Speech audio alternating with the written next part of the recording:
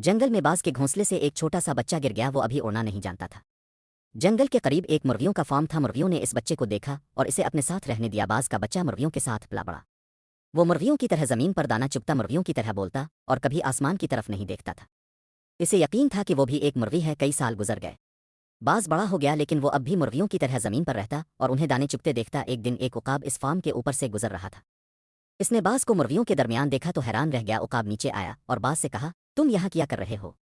तुम तो बाज हो, तुम्हें आसमान पर उड़ना चाहिए। बाज हंसा और बोला, मैं बाज नहीं, मुर्गी हूँ। मैं उड़ नहीं सकता। उकाब ने कहा, तुम में सलाहियत है, तुम्हें सिर्फ यकीन करने की जरूरत है। लेकिन बाज न माना। उकाब ने इसे अपने पंजों में उठाया और एक ऊंची पहाड़ी की चोटी पर ले गया। वहां खड़े होकर उकाब ने कहा, अब मैं तुम्हें छोड़ दूंगा। तुम गिरते हुए अपने परों को फैलाना। ये तुम्हारा मौका है। बाज घबरा गया।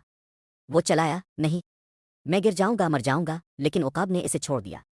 बाज गिरने लगा हुआ इसके कानों में सीटी बजा रही थी। वो डर गया, इसकी आंखें बंद हो गईं। फिर अचानक इसने अपने परों को फैलाया। हुआ ने इसके परों को थाम लिया। वो गिरना बंद हो गया। बाज ने आंखें खोलीं। वो उड़ रहा था।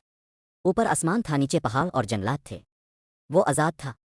इस लम्हे इसे पहली बार हकीकी जिंदगी का एहसास हुआ। वो मुर्गी नहीं था, वो बाज था। इसकी असल जगह जमीन नहीं, आसमान थी।